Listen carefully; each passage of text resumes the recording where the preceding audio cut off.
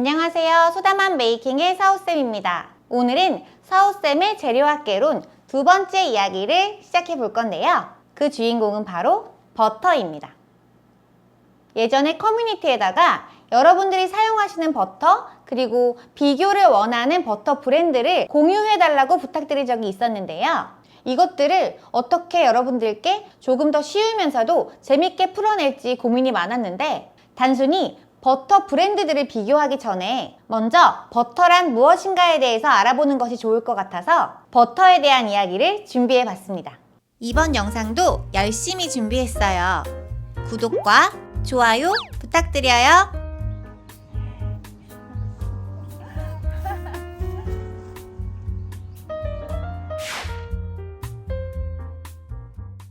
반죽을 오븐에 넣고 구울 때 향긋하고 진한 풍미가 공간을 가득 채우게 되죠. 이 풍미의 주인공이 바로 버터랍니다.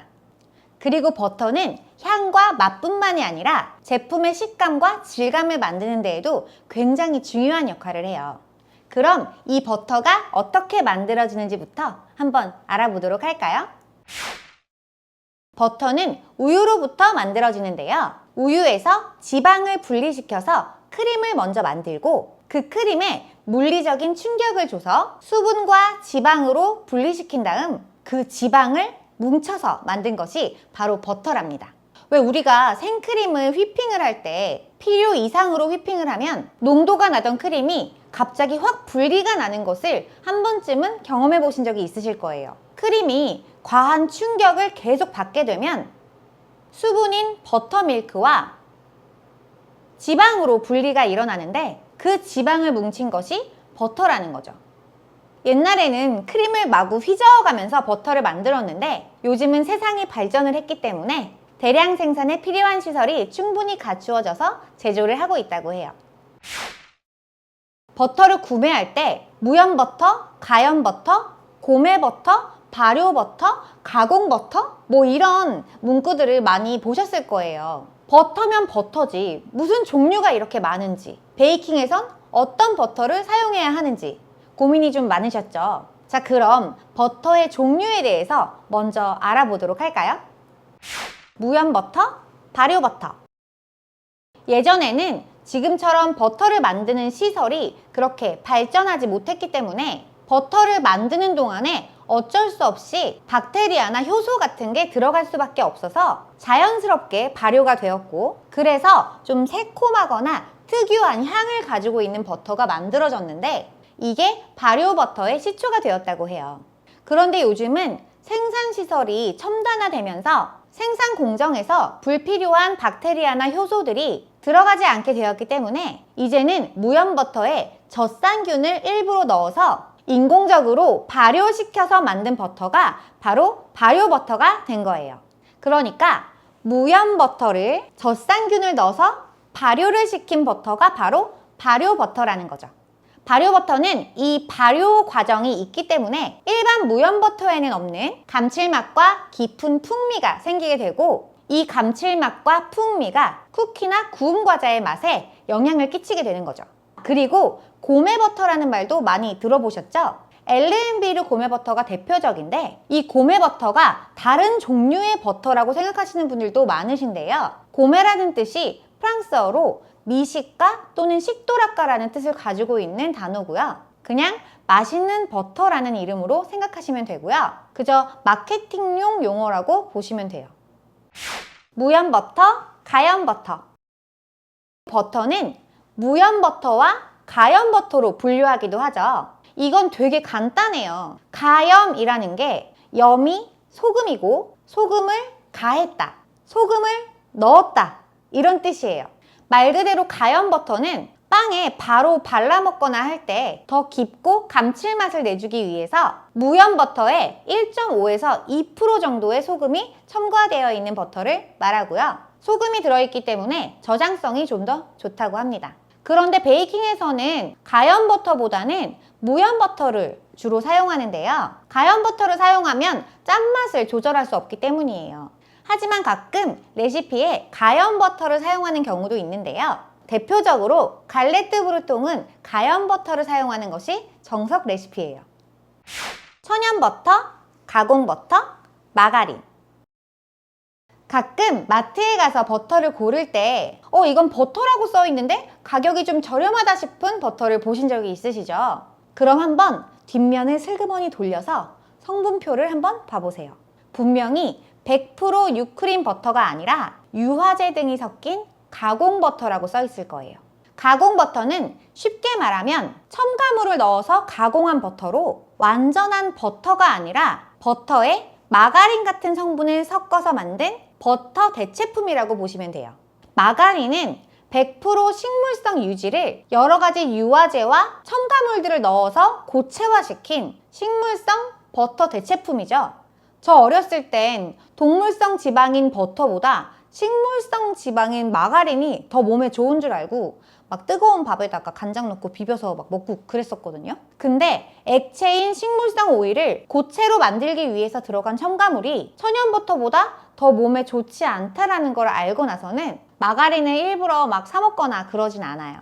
마가린은 가격도 버터보다 훨씬 저렴하고 마가린에 버터를 섞어서 만든 가공버터도 버터의 함량에 따라서 그 가격이 결정이 되는데요. 마가린이 많이 섞인 가공버터는 훨씬 저렴하고 버터의 함량이 늘어나면 늘어날수록 조금 가격이 높아져요. 하지만 버터보다는 확실히 저렴하기 때문에 가격을 절감하기 위해서 이 가공버터를 사용하는 곳도 꽤 많아요. 자, 이제 죽었다! 자, 이제 버터의 종류를 알아봤으니까 버터가 어떤 성질을 가지고 있고 그 성질이 제품 안에서 어떠한 역할을 하는지에 대해서도 한번 알아보도록 할게요. 버터의 첫 번째 성질, 크림성입니다. 크림성은 버터를 휘핑해서 공기를 포집할 수 있는 성질을 말해요. 버터는 20도에서 23도 정도의 실온의 상태에서 크림성이 최대가 되는데요. 크림성이 최대가 된다는 건 공기 포집을 가장 잘 할 수 있는 상태라는 거예요. 이 크림성을 이용해서 만드는 가장 대표적인 품목이 바로 파운드 케이크인데요. 파운드 케이크를 만들 때 버터는 항상 실온 상태의 버터, 즉 포마드 버터를 사용하죠. 온도가 적당한 포마드 상태일 때 가장 버터에 공기 포집이 잘 되고 그래야 반죽 안에 잘 쌓인 공기들이 오븐 안에서 부풀어서 폭신폭신한 파운드 케이크가 되는 거죠. 버터가 크림성을 잘 유지하려면 버터가 따뜻해지거나 녹으면 안 되기 때문에 버터의 온도에 신경을 써줘야겠죠. 두 번째 버터의 성질은 쇼트닝성인데요. 쇼트닝성이라고 하니까 좀 어려운데 쉽게 말하면 제품에 바삭한 식감을 내주는 버터의 성질이라고 이해하시면 돼요. 버터가 반죽 안에 고르게 분산이 되면 전분의 결합을 방해하고 글루텐이 과하게 생기는 것을 막아주기 때문에 타르트 반죽이나 쿠키 같은 제품들이 바삭하게 완성이 될 수 있는 거죠. 버터의 마지막 세 번째 성질은 가소성인데요. 가소성은 고체 상태에서 힘을 가했을 때 그 모양이 다시 되돌아오지 않고 그 모양을 유지하는 성질을 말해요. 포마드 버터를 꾹 눌렀을 때 그 모양이 꾹 하고 나는 것을 가소성이라고 말하는 거예요.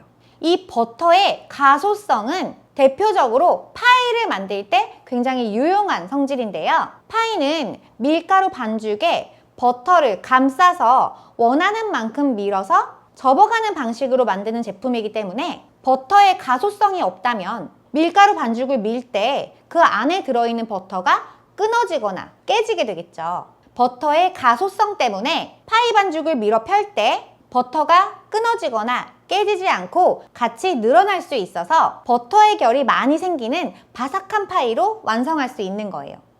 버터의 가소성은 13도에서 18도 사이의 온도에서만 발휘되는 성질이기 때문에 파이를 밀 때 온도를 조절하는 것이 굉장히 중요해요. 버터가 너무 차가우면 버터가 늘어나지 못하고 밀가루 반죽 안에서 깨져버릴 수 있고 버터의 온도가 너무 올라가서 녹아버리면 파이의 결들이 다 무너져 버릴 수 있어요.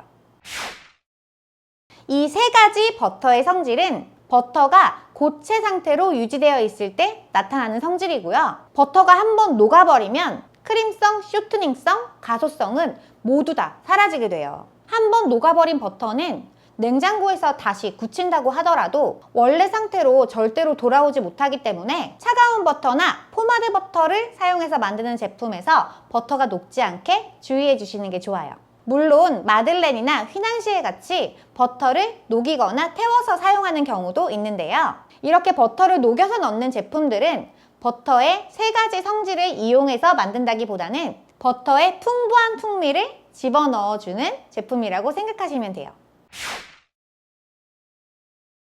제가 조금 여러분들이 쉽게 이해할 수 있게 설명을 한다고 했는데 어떻게 이해가 잘 되셨나요? 베이킹에서 재료들이 하는 역할이 좀 과학적이기 때문에 다소 이해하기 어려울 수도 있지만 그래도 조금 노력해서 조금씩 이해를 하다 보면 훨씬 더 좋은 제품을 만드는 데 도움이 되실 거예요. 버터에 대한 이론적인 설명은 이것 말고도 아직 더 많지만 오늘은 여기까지만 하도록 하고요. 다음 버터 영상에서는 여러 가지 버터를 가지고 직접 실험도 해보고 비교도 해보는 그런 영상을 가지고 오도록 할게요. 그럼 오늘도 여러분들께 도움이 되는 영상이었길 바라면서 오늘 영상도 여기서 마칠게요. 여러분 시청해주셔서 감사합니다.